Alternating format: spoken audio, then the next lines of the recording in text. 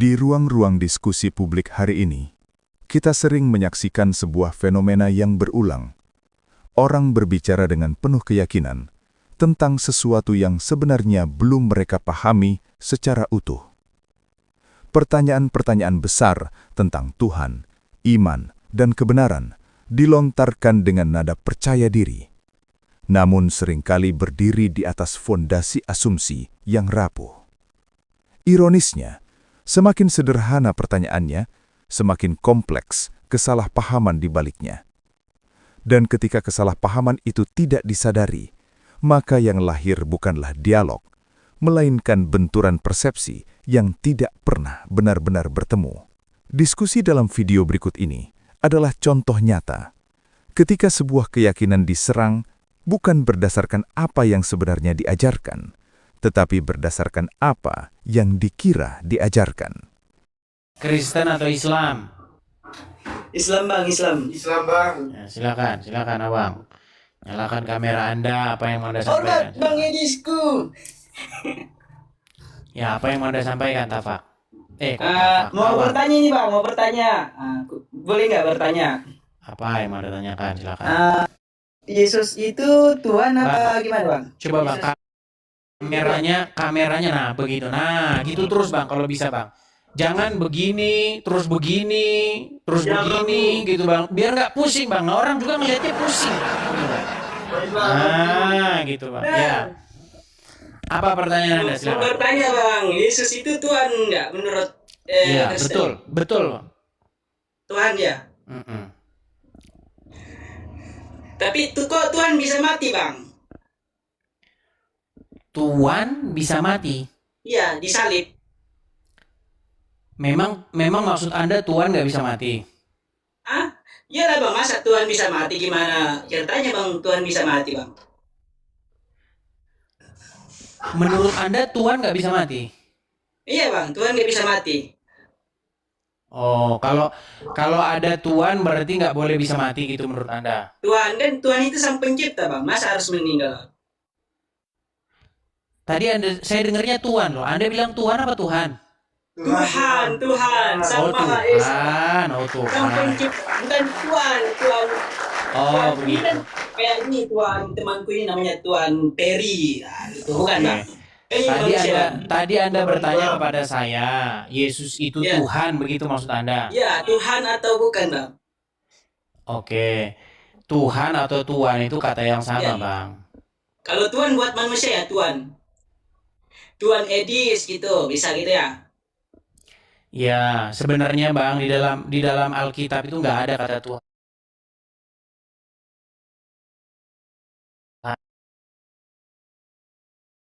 Kurios itu sang pencipta menurut abang atau gimana? Atau manusia?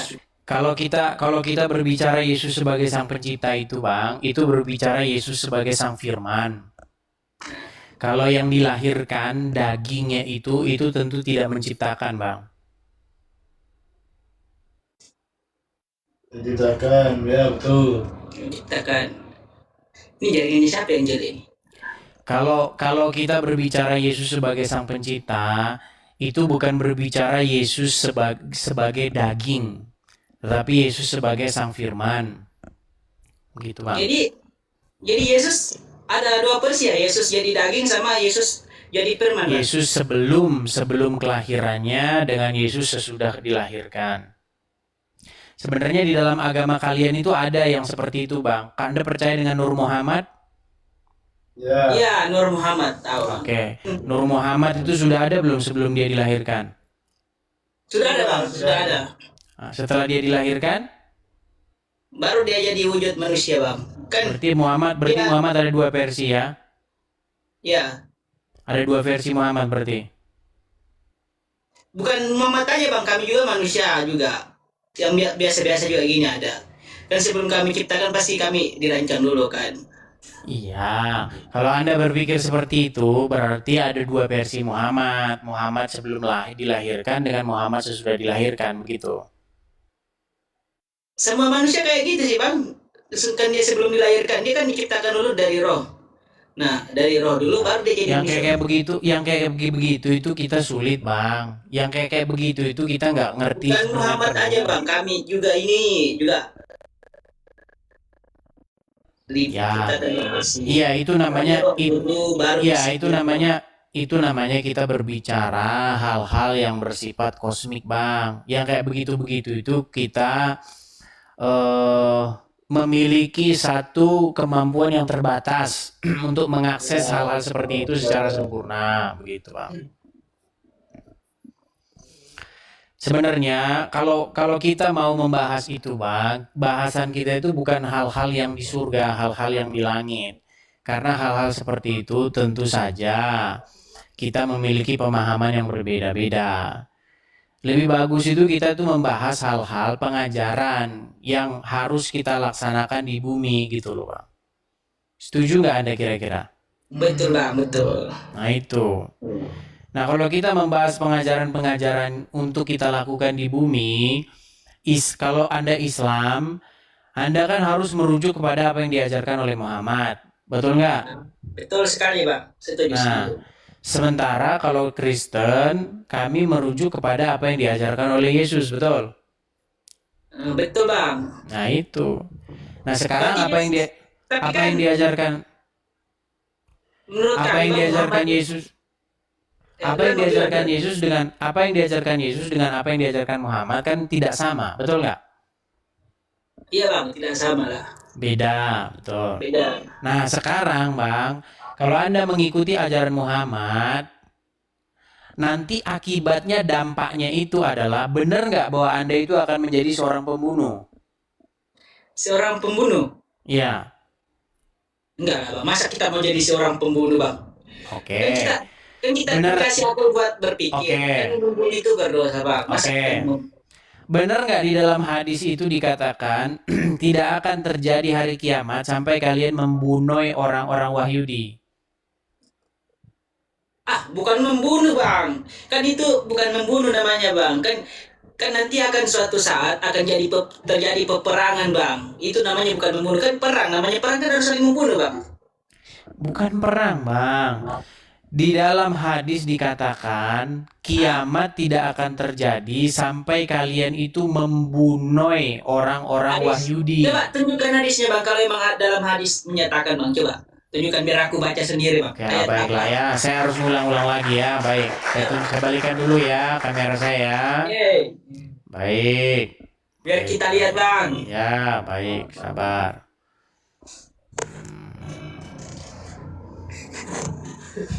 Biar fokus.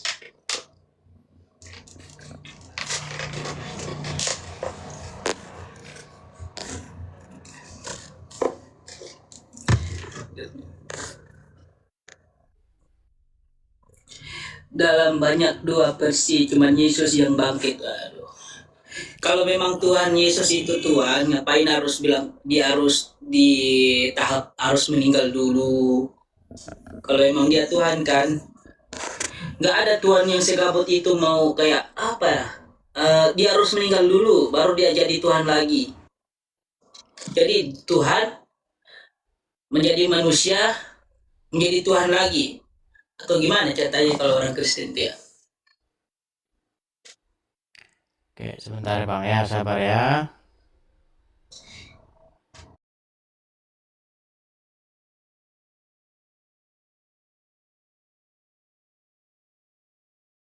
Tuhan dong kalau dia bisa meninggal, karena dia sang maha pencipta. Pusing juga aku ini. Oke, sudah kelihatan ya di sini ya. Mana ayat berapa bang? Coba ayatnya bang. Quran mana ayatnya? Di dalam hadis nih bang, Sahih Muslim nomor 2922. Mana tipu satu? Ayat berapa bang? Sahih Muslim 2922. Kan itu bukan hadis kayaknya itu bang. Mana anunya bang? Al-Qurannya bang. Hadis riwayat Muslim. Hadis riwayat apa itu bang? Coba. Hadis riwayat apa bang? Ayat berapa? Hadis riwayat Muslim bang. Udah saya kasih tahu tadi nomornya, abang tanya terus. Nomor berapa? 2922. Nomor berapa? 2922. 29. Benar Nomor 99 ya? berapa? 9 Nomor 29. berapa? Udah dibilang bang. 2922 bang. Oke bang. Masa abang nggak denger? Udah berkali-kali saya bilang seperti itu.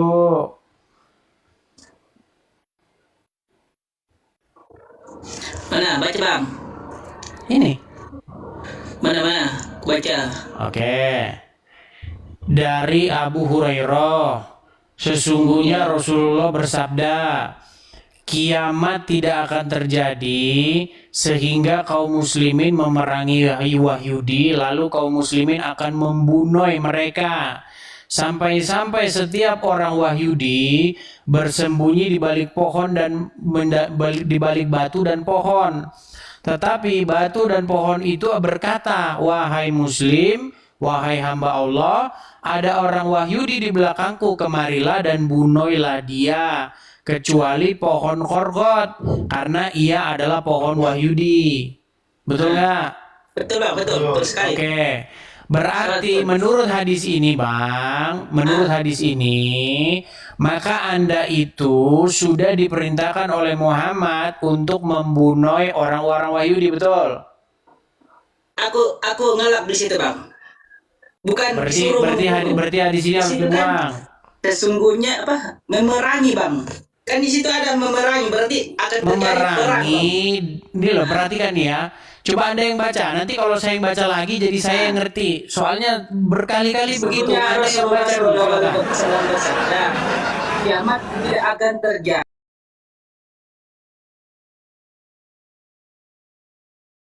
Muslim memerangi Yahudi. Nah, kan di situ. Ya, akan baca terjadi. terus bang, baca terus. Lalu kaum muslimin membunuh mereka sampai-sampai setiap orang Yahudi yang bersembunyi di balik batu dan pohon. Tetapi batu dan pohon itu akan berkata, wahai muslim, wahai hamba Allah, ada orang Yahudi di belakangku, kemarilah dan bunuh dia. Nah, kecuali pohon, karena dia adalah pohon Yahudi. Nah, di situ kan terjadi peperangan bang. Akan terjadi perang antara muslim dan non-muslim bang. Iya, Nah, kenapa Anda disuruh memerangi orang Wahyudi? Salah apa orang Wahyudi sama Anda? Semisalnya kita akan terjadi perang bang. Ini perangnya. Kalau musuh kita bersembunyi bang, masa kita nggak mau bunuh bang? Kan ini namanya perang. Iya, yang saya tanya sama Anda, sesuai yang saya bilang tadi, Anda sebagai pengikut Muhammad, Anda akan mengikuti ajarannya, betul? Betul lah bang, akan mengikuti. Oke, menurut ajaran dia, Anda disuruh nggak untuk memerangi Wahyudi? Iya bang, kan di situ kan terjadi perang. Masa kita Iya, Anda disuruh memerangi nggak? Disuruh memerangi Wahyudi nggak? Iya kan akan terjadi perang bang. Iya, disuruh memerangi Wahyudi. Apa salah Wahyudi sehingga Anda perangi?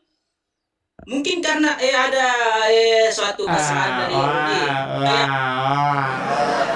Ya, kesalahan Yahudi itu ya apa? Udahlah bang. Makanya saya bilang tuh begini. Kita ini nggak usah lah bahas-bahas di langit, bahas-bahas di surga. Tadinya begini, tadinya begitu. Kita ini ada di bumi bang. Karena kita di bumi, kita ini disuruh begitu. Anda disuruh sama Muhammad, kami yang Kristen disuruh sama Yesus, betul nggak? Betul. Nah, kami disuruh Yesus untuk apa? Untuk apa? Untuk saling mengasihi, begitu. Untuk saling tidak membalas kejahatan dengan kejahatan, betul. Untuk saling mengampuni, begitu. Nah, sementara Anda diperintahkan oleh Muhammad untuk memerangi Wahyudi, betul? Nah, betul.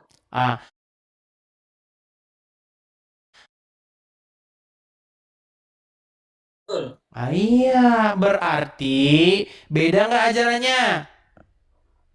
Kan ada bang, kan nggak satu ayat aja kita jadikan patokan bang. Oke, nggak saya juga patokan. Baik, saya tunjukin yang lain ya. Saya tunjukin yang lain. Sabar, aku jawab dulu bang. Misalnya gini bang ya, kan kita nggak boleh membunuh bang.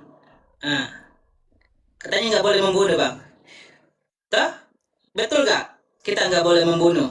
Kata siapa? Nih, saya tunjukkan ayatnya. Kan kita nggak boleh Surat orang. At-Taubah, sebentar. Surat At-Taubah ayat 29. Ada nggak di situ Quranmu? Apa itu, Bang? Atau Bang? Ada nggak di situ Quranmu? Nah, ada, Bang, kan di sini ada aplikasi Al-Quran, Bang. Coba baca dulu situ At-Taubah 29. Atau ayat 29.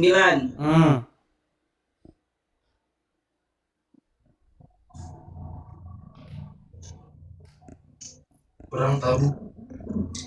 Perang niat, pasti ini perang-perang dan katanya perang-perang. Kita beriman. Nah, perangilah orang-orang yang tidak beriman kepada Allah dan hari akhir tidak mengharamkan dalam kurung menjauhi apa yang telah diharamkan Baca oleh aja Allah. Anda nggak jelas. Coba ulangi lagi. Baca aja Anda nggak bener. Coba baca yang bener. Perangilah orang-orang yang tidak beriman kepada Allah dan hari akhir. Oke, Ya. siapa itu yang tidak beriman kepada Allah dan hari akhir? Mungkinnya non-Islam lah. Oh, berarti harus diperangi nggak? Orang kafir.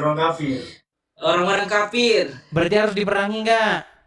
Iya, kan harus diperangi karena kan dia duluan yang memulai, Bang. Kok dia duluan yang memulai sih gimana? Aduh. Nah, kayak Di Israel. situ, coba baca dulu yang benar. Perangilah. Siapa yang harus diperangi? Yang apa? Yang nggak beriman kepada Allah. Oke. Sekarang saya tanya sama Anda, orang Hindu, orang Kristen, orang Buddha beriman kepada Allah nggak? Apa itu, Bang? Enggak, Bang. Oke, menurut ayat itu harus diperangi nggak? Ya, dia harus diperangi, Bang. Karena kan Ya ini taman. udah. Makanya tadi saya bilang dari awal, kalau kamu menjadi pengikut Nabi Anda itu berarti Anda menjadi seorang pembunuh nggak di situ? Kan ini dalam konteks perang, Bang. Mana di Masih situ harus- konteks perangnya? Konteks perang kan ini. Kan nanti Iya, mana di terjadi situ konteks perangnya mana? perang Konteks antara perangnya Muslim dan mana di non-Muslim. situ? Sabar, Bang, ada ayat yang menunjukkan, Bang.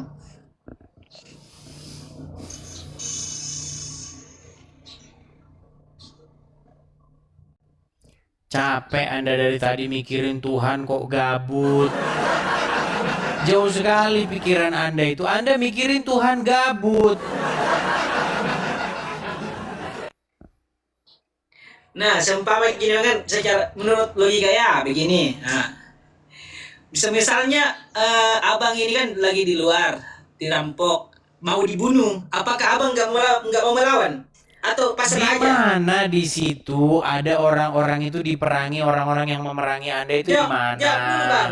Kan nggak boleh membunuh, Bang. Nanti saya tunjukkan ayatnya, Bang. Nah, misalnya abang di luar, ketemu Di situ udah jelas loh, perangilah orang-orang yang memerangi atau perangilah orang-orang yang tidak beriman. Nah, betul, Bang. Kan nanti di akhir zaman akan terjadi peperangan antara Islam dan non-Islam, Bang. Orang Enggak loh, Islam. di ayat tersebut berbunyi perangilah orang-orang yang memerangi atau perangilah orang-orang yang tidak beriman. Di sini perangi orang yang tidak beriman kepada Allah.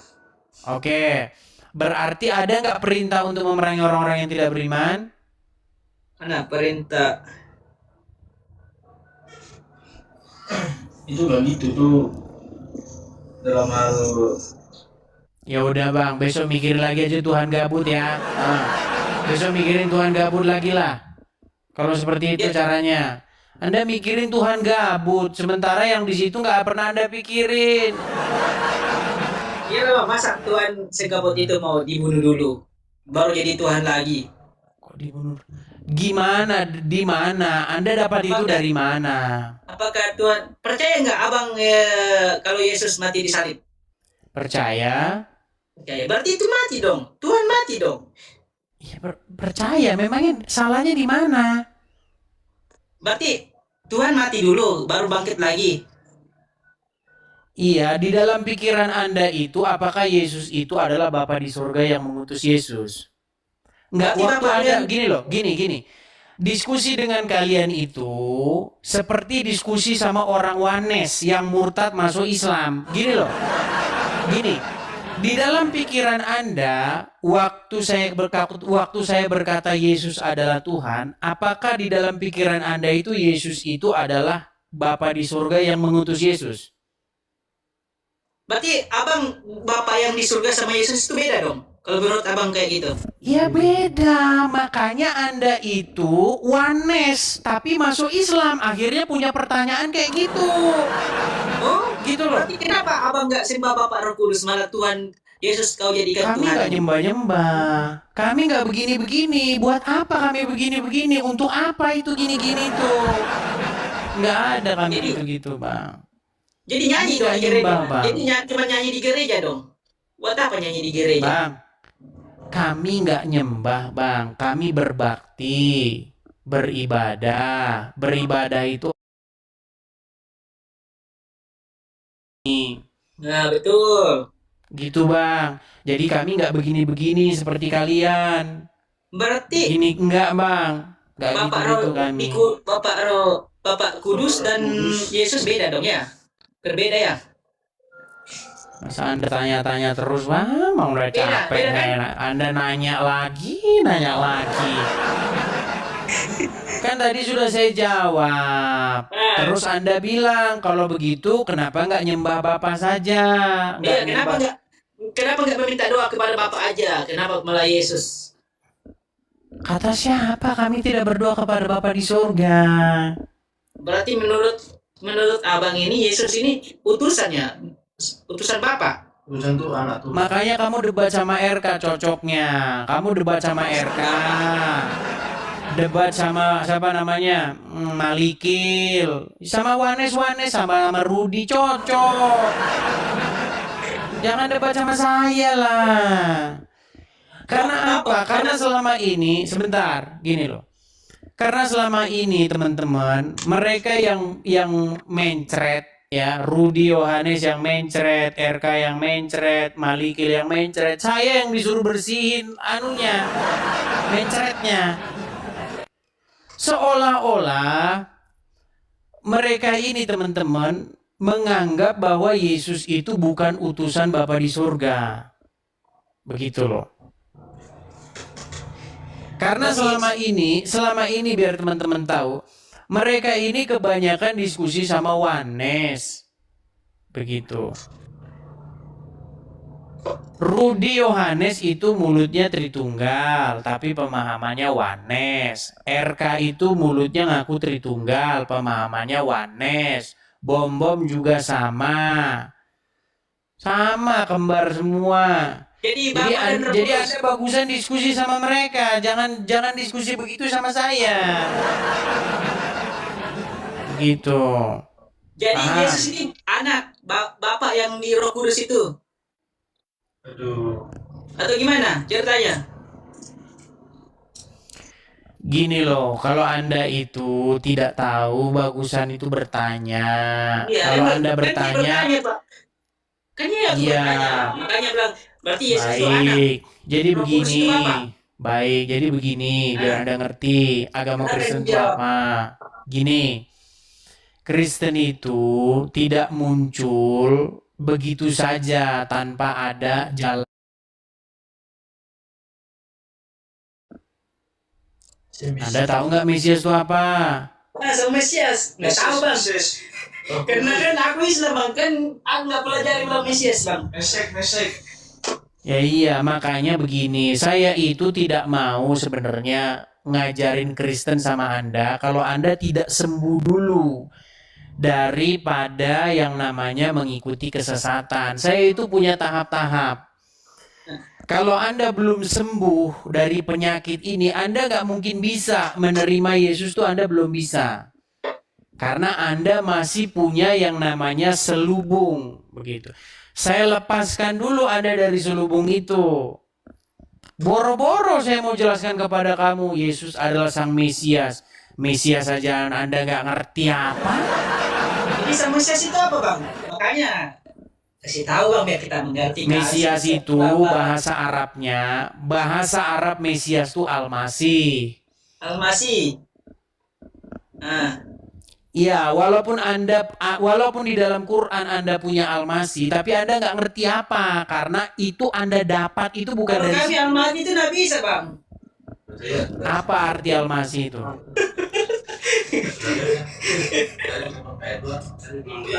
Arti Al-Masih itu apa, Awang? Almasih itu. Almasih itu. Pencipta. Al-Masih itu nggak bisa, Bang. Sang pencipta. Makanya saya bilang, Awang, kamu itu pakai istilah-istilah, tapi kamu nggak ngerti ada di situ tuh dapat dari mana. Karena nggak, kalau kamu bertanya itu sama orang Quraisy yang nggak ngerti. Mana ngerti orang Quraisy itu Al-Masih itu apa?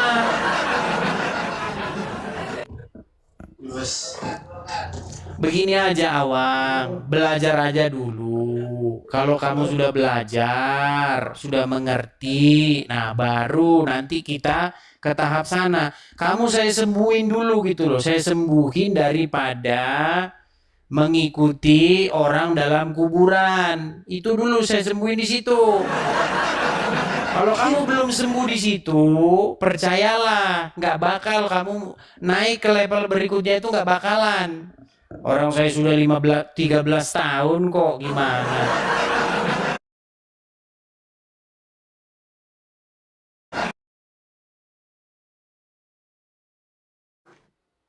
Kalau Gitu. Al-Masih menurut Abang itu apa artinya itu? Al-Masih menurut Abang yang tahu, Abang tahu. Al-Masih itu istilah yang ada dalam agama Yahudi. Ah, Diambil dari istilah Yahudi, Hamasyah, yang artinya itu seorang raja yang akan datang, yang diurapi. Nah, konsep dalam Kristen tuh kayak begitu, bahwasanya Tuhan itu akan menjanjikan datangnya Sang Mesias. Sang Mesias inilah yang akan menyelamatkan, menginsafkan manusia. Sang Mesias inilah yang manusia itu harus taat, takluk, tunduk kepada dia. Tetapi Sang Mesias ini ketika datang, dia ditolak oleh orang-orang Yahudi, bahkan dibunuh dengan cara disalibkan. Namun bangkit pada hari yang ketiga.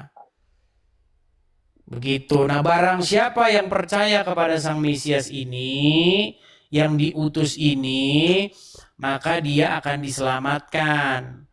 Karena kata Yesus, Akulah jalan dan kebenaran dan hidup. Tidak ada seorang pun yang sampai kepada Bapa kalau tidak melalui aku. Itu kata Sang Mesias. Nah, konsep dalam Kristen itu seperti itu. Jadi ketika Anda bilang Tuhan kok mati, maksud Anda Tuhan Bapa di surga yang mengutus Yesus? Tidak pernah mati ya. Jadi salah Anda kalau berpikir seolah-olah Tuhan Yesus itu adalah Bapa di surga, lalu Bapa di surga mati 3 hari. Nah, itu pemahamannya Wanes. Makanya diskusi kita itu nggak nyambung. Anda itu sedang menyerang yang tidak diimani oleh orang Kristen.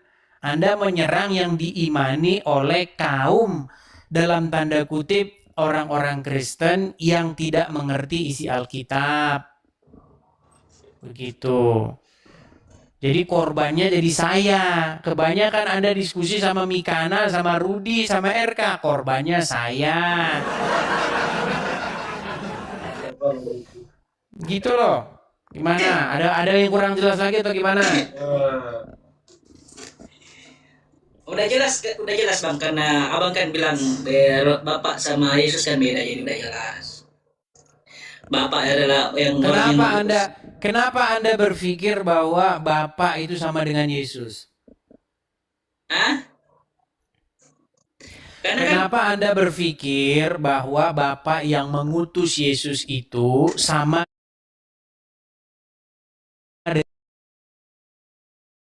pencipta. Iya, yang dimaksud Yesus Tuhan Sang Pencipta itu tidak merujuk kepada Yesus daging. Karena kami percaya Yesus itu sebelum dilahirkan, dia itu adalah Sang Firman, Logos daripada Bapa di surga. Nah, dengan perantaraan logos itulah Bapa di surga menciptakan langit dan bumi. Jadi Bapa di surga itu punya yang namanya logos, punya yang namanya kehendak, punya yang namanya akal, pikiran, hikmat. Nah, dengan akal, pikiran, hikmat, kehendak itulah dia menjadikan langit dan bumi. Jadi Yesus daging bukan jadi Tuhan, belum jadi Tuhan deh ya. Kalau Yesus dagingnya. Jadi Tuhan maksudnya jadi Bapa di surga gitu maksud Anda? Ya, belum dia.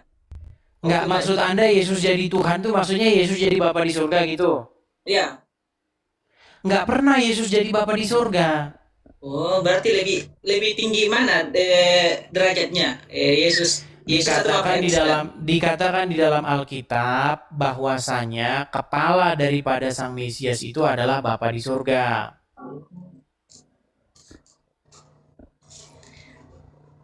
Berarti Bapak yang di surga ya lebih tinggi derajatnya berarti ya.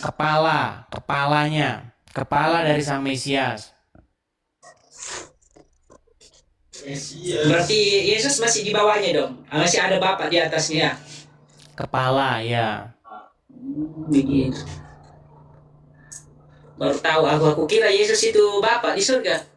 Ya, karena Anda kebanyakan diskusi sama Rudi. Gitu. Jadi cuman Yesus aja sebagai perantaranya ya, berarti ya. Ya, Yesus sebagai sang perantara.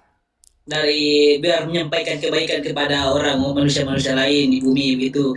Makanya Bapak turunkan Yesus sebagai perantara biar dia ikutin begitu. Ya, tetapi yang jadi masalahnya adalah kenapa Anda tidak menerimanya begitu. Kami menerimanya, Bang. Gimana? Kami menerimanya sebagai nabi, Bang. Nabi Isa, Bang. Isa Al-Masih, Bang. Yang Anda terima sebagai nabi itu Isa, bukan Yesus. Oke, Bang. Kan Yesus menurut kami Al-Quran, Bang. Yesus itu Nabi Isa, Bang. Oke, kalau seperti itu berarti sebentar. Kalau seperti itu berarti pengajaran-pengajarannya harus Anda terima, betul nggak? Iya, kan ada pelajarannya Nabi Yesus juga ada, Bang. Iya, kalau seperti itu harus Anda terima, betul nggak? Gitu.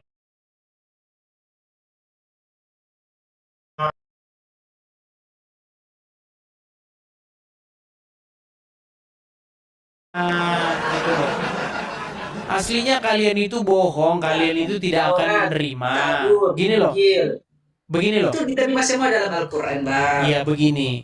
Kalian itu sebenarnya hanya di mulut saja mengatakan bahwa kalian menerima Yesus sebagai nabi. Aslinya enggak. Tidak pernah kalian menyebut-nyebut, gini loh. Tidak pernah kalian menyebut-nyebut ajarannya. Tidak pernah kalian menyebut-nyebut namanya. Satu-satunya yang kalian sebut-sebut, satu-satunya yang kalian ikutin itu hanyalah ajaran Muhammad. Coba sebutin pengajaran Nabi lain selain Muhammad yang Anda ikuti.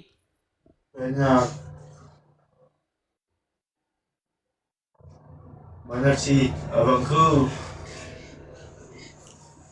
Apa? Banyak, Bang. Kami ikuti ajarannya Nabi sebelum Nabi Muhammad berada. Ada, coba tunjukkan satu ajaran Nabi dari selain Muhammad. Apa ajarannya? Kayak Nabi Ibrahim. Yang kami ikuti ya. Coba sebutin di mana ajaran Ibrahim di mana dalam Quran mana? Ada penyembelihan.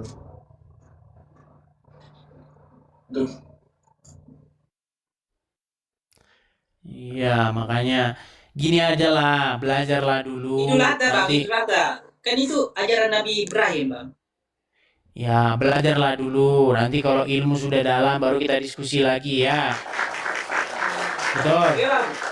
Iya, begitu. Jangan kemana-mana. Yang ini aja belum beres, Anda kemana-mana. Begitu ya. Siap, Bang. Jadi jangan di mulut saja mengakui Yesus sebagai nabi, tapi ajarannya nggak ngerti. Pernah nggak Yesus mengajari nyium-nyium batu ke Arab? Yesus. Bukan nyium batu itu. Bukan nyium batu itu, Bang. Itu kayak rasa syukur kita kepada tanah kelahiran Nabi Muhammad. Jadi Nggak ngaku lagi.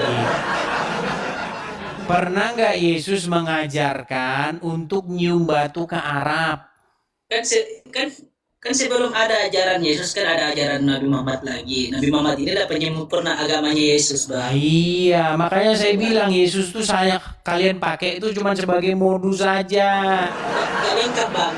Sama aja belum lengkap gitu, Bang, ajarannya. Bukan belum lengkap. Dan Nabi Kalian terakhir. gini loh, kalian itu memakai nama Yesus sebagai modus, sebagai kedok untuk membenarkan ajaran Muhammad. Mana? Capek kalian itu ngomong-ngomong Yesus Yesus terus. Ternyata ajarannya nggak ada satupun di kalian. Yang kalian ikutin itu bukan ajaran Yesus. Kalian itu tidak percaya. Kalian itu mengatakan menerima Yesus Nabi itu bohong, itu omong kosong. Coba, kalau memang kalian menerima Yesus sebagai sang nabi, berarti apa yang diajarkan Yesus harus kalian kerjakan, betul nggak? Makasih Bang Obi. Betul, Bang, betul. Oke, ajaran Yesus apa yang kalian kerjakan? Hah? Kan kalau menurut kami kan Yesus itu sebagai Nabi Islam, Nabi Isa kan. Iya, ajaran Yesus apa yang kalian harus kerjakan? Itu terus Anda ulangin tuh. Apa ajaran Yesus sebagai sang nabi di dalam agama Islam yang kalian kerjakan? Mengajarkan ini, Bang, apa? Yang Yesus kami ajarkan itu ya, Tidak diajarkan tapi cuma mengimani. Nyium batu gitu. Tauhid dan hukum-hukum Allah, Bang. Oke, berarti Anda mengatakan bahwa Yesus menyuruh menyembah Allah. Iya lah, Bang. Oke, Yesus orang apa memang? Kalau di dalam Al-Quran, Bang, Yesus itu Islam dong. Orang apa dia? Enggak, suku apa dia? Yes. Arab. Orang Arab dia kan? Orang Arab kan? Ya. Google dulu dia. Coba Google dulu, tanya Google coba. Yesus orang apa? Bisa. Orang Bani Israel, Bang. Bani Israel. Oke, bahasanya apa? Bahasa Arab lah, Palestina, Bang. Bahasa Ibrani. Ibrani. Oke, bahasa Ibrani. Oke, di dalam bahasa Ibrani ada nggak kata Allah di situ? Kata bahasa Ibrani. Bahasa Ibrani Sang Pencipta. Enggak, di dalam bahasa Ibrani, gini loh. Anda kan mengatakan bahwa Yesus itu nabi. Oke. Kalau Yesus itu nabi, berarti ajarannya, apa yang dia sampaikan, itu harus kalian lakukan. Oke, baik. Ajaran Yesus apa yang kalian lakukan? Kalian mengatakan Yesus menyuruh menyembah Allah. Nah, saya tanya lagi sama kalian, emang Yesus orang apa? Kalian bilang orang Ibrani. Ya. Kalau Yesus orang Ibrani, sejak kapan ada dalam bahasa Ibrani kosakata Allah itu sejak kapan ada itu? Bukan Allah sih, tapi Dan Bang, kalau di Ibrani Makanya itu, saya ya. bilang kalian Elohim. ini make Yesus buat nipu.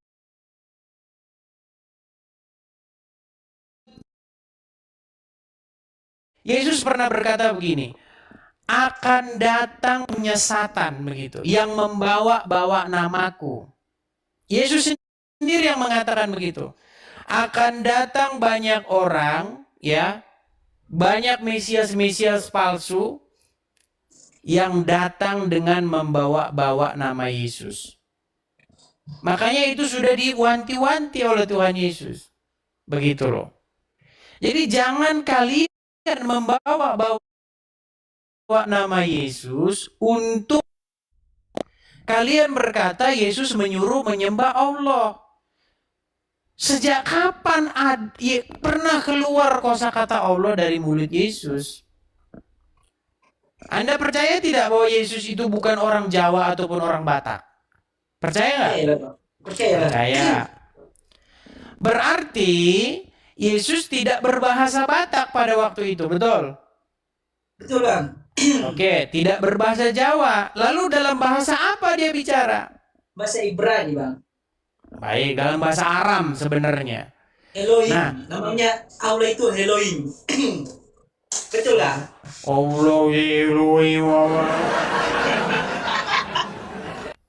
Intinya begini, kalau Anda mau belajar sungguh-sungguh, sebenarnya semua itu terang kok. Begitu.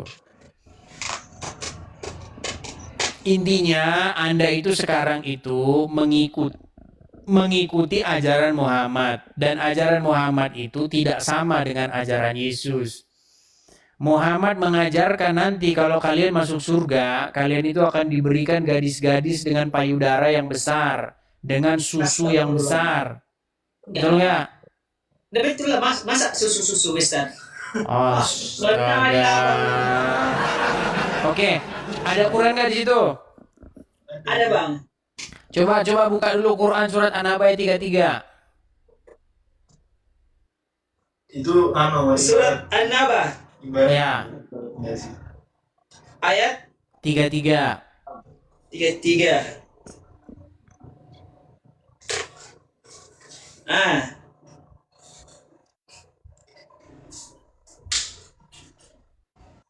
Ayat ini merupakan bagian dari rangkaian penjelasan mengenai nikmat-nikmat yang akan diterima oleh orang-orang yang bertakwa atau mutakim di dalam surga. Kata Gawaib merujuk pada gadis-gadis remaja yang cantik, sementara kata Bapati sebaya atau berumur sama yang mengembangkan keharmonisan dan keindahan yang sempurna bagi penghuni surga. Udah, Bang, itu aja, Bang, artinya, Bang. Iya, betul nggak di situ? Gadis-gadis itu payudaranya besar. Nggak ada payudara besar di sini, Bang. Coba baca dulu semuanya. Iya, baca dulu sampai habis. Ini sudah habis, Bang. Nah. Yang kau baca AI itu, coba terus. Tafsir.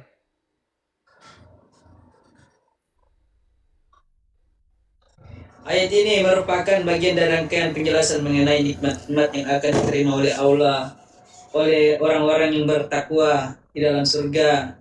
Kata Kawaib berujuk pada gadis-gadis remaja yang cantik, sementara Atraba berarti sebaya atau berumur sama, yang melambangkan keharmonisan dan keindahan yang sempurna bagi penghuni surga. Apakah Anda ingin membahas tafsir lebih mendalam atau kaitan ayat ini dengan konteks surga secara keseluruhan? Itu aja, Bang. Maha benar AI dengan segala perkataannya, betul kan? atas itu. Ayat berapa itu? Ayat Dapat gadis-gadis nggak situ dibilang? Ada. gadis saja, Bang. Kan menyajikan gadis-gadis. Kita dapat Gadis-gadis apa di situ dibilang? gadis-gadis yang cantik dong. Gadis-gadis cantik. Oke, berarti surga. Berarti yang masuk surga hanya pria saja kan? Nanti perempuannya dapat laki-laki tampan dong. Mana ayatnya? Nanti semua di surga kan nanti hidup enak, mau makan. Iya, mana ayatnya? Kalau perempuan dapat laki-laki tampan, mana ayatnya? Ayatnya, enggak ada ayatnya, Bang. Coba menjelaskan laki-laki aja. Ya udahlah, belajar agama lagi lah Anda ya. Capek ngomong sama Anda ya. Percakapan tadi dimulai dengan pertanyaan klasik yang sering diulang dalam banyak perdebatan. Kalau Yesus itu Tuhan, kenapa dia bisa mati? Sekilas, ini tampak seperti pertanyaan logis. Namun, jika ditelusuri lebih dalam, pertanyaan ini sebenarnya mengandung satu asumsi tersembunyi, bahwa konsep Tuhan dalam kekristenan harus tunduk pada definisi tunggal, yakni Tuhan sebagai entitas yang tidak mungkin mengalami kematian dalam bentuk apapun. Disinilah letak kesalahan mendasarnya. Karena dalam teologi Kristen, konsep tentang Yesus tidak bisa dipahami secara parsial atau sepotong-sepotong. Ada dimensi yang harus dipahami secara utuh, bahwa Yesus dipahami memiliki dua aspek, yakni ilahi dan manusiawi. Ketika berbicara tentang kematian di salib, yang dimaksud adalah kematian dalam aspek manusiawinya, sementara hakikat ilahi tidak mengalami kematian. Tetapi alih-alih mencoba memahami kerangka ini, pertanyaan justru terus diputar dalam lingkaran yang sama, seolah-olah satu jawaban sederhana bisa meruntuhkan keseluruhan konsep. Ini bukan lagi pencarian kebenaran. Ini adalah pengulangan asumsi. Kemudian, diskusi bergerak ke arah yang lebih menarik, ketika Edis mulai menggeser fokus dari hal-hal metafisik ke hal-hal yang lebih konkret. Ajaran dan dampaknya dalam kehidupan nyata. Ini adalah titik balik yang penting, karena pada akhirnya, agama tidak hanya berbicara tentang siata Tuhan, tetapi juga bagaimana manusia hidup. Di sini, Edis mencoba menarik garis pembeda yang tegas. Di satu sisi, ajaran Yesus yang menekankan kasih, pengampunan, dan tidak membalas kejahatan dengan kejahatan. Di sisi lain, ia mengangkat teks-teks yang jika dipahami secara literal, terkesan memberikan ruang bagi konflik dan kekerasan. Namun di titik ini, lawan diskusi tampak kesulitan memberikan jawaban yang konsisten. Ketika dihadapkan pada teks yang spesifik, respons yang muncul cenderung berubah-ubah. Kadang disebut sebagai konteks perang, kadang dihindari dengan alasan tidak bisa dipahami secara literal, kadang malah dialihkan ke analogi yang tidak relevan. Disinilah terlihat satu problem serius. Ketidakjelasan dalam membedakan antara teks, konteks, dan interpretasi. Jika sebuah teks dianggap kontekstual, maka harus dijelaskan konteksnya secara utuh. Jika dianggap universal, maka harus siap mempertanggungjawabkan implikasinya. Namun yang terjadi justru sebaliknya. Argumen berubah mengikuti tekanan, bukan berdiri di atas prinsip yang konsisten. Lebih jauh lagi, ketika diskusi kembali ke topik Yesus, muncul kebingungan yang berulang terkait relasi antara Bapa di surga, Firman atau Logos, dan Yesus dalam wujud manusia. Kesalahan yang terus muncul adalah menyamakan semuanya menjadi satu entitas yang identik, lalu menyerangnya dengan logika sederhana. Kalau Tuhan satu, kenapa bisa mati? Padahal yang diserang di sini bukanlah ajaran yang sebenarnya, melainkan versi yang sudah disederhanakan secara keliru. Edis mencoba meluruskan bahwa Yesus sebagai manusia bukanlah keseluruhan hakikat ilahi. Ada konsep firman atau logos sebagai perantara penciptaan, dan ada relasi dengan Bapa sebagai sumber. Tetapi karena lawan diskusi belum memahami kerangka ini, maka setiap penjelasan justru dianggap sebagai kontradiksi, bukan klarifikasi. Ini seperti mencoba menjelaskan konsep 3 dimensi kepada seseorang yang hanya memahami 2 dimensi, bukan karena konsepnya salah, tetapi karena kerangka berpikirnya belum siap. Di titik ini, diskusi sebenarnya sudah tidak lagi berada di level yang sama. Satu pihak mencoba menjelaskan dengan kerangka teologis yang kompleks, sementara pihak lain terus menariknya ke dalam logika sederhana yang tidak cukup untuk menampung kompleksitas itu. Akibatnya, yang terjadi bukanlah dialog yang saling membangun, melainkan dialog yang saling meleset. Dan ketika itu terjadi, biasanya muncul satu reaksi umum, frustrasi. Karena sekeras apapun penjelasan diberikan, jika fondasi pemahamannya belum dibangun, maka semua akan terdengar seperti kontradiksi. Diskusi ini seharusnya menjadi pelajaran penting bagi siapapun yang ingin berbicara tentang iman dan kebenaran. Bahwa memahami keyakinan orang lain bukanlah pilihan. Itu adalah syarat minimum sebelum kita mencoba mengkritiknya. Karena tanpa itu, yang kita lakukan bukanlah menyerang ajaran, tetapi melawan bayangan yang kita ciptakan sendiri. Dan jujur saja, mengalahkan bayangan itu mudah, tapi itu tidak membuktikan apa-apa. Jika kita benar-benar ingin mencari kebenaran, maka keberanian terbesar bukanlah bertanya, melainkan bersedia menyadari bahwa apa yang kita pahami selama ini bisa saja belum benar. Tanpa itu, semua perdebatan, sepanjang apapun, sepanas apapun, akan tetap berakhir di tempat yang sama, ramai tetapi tidak pernah sampai.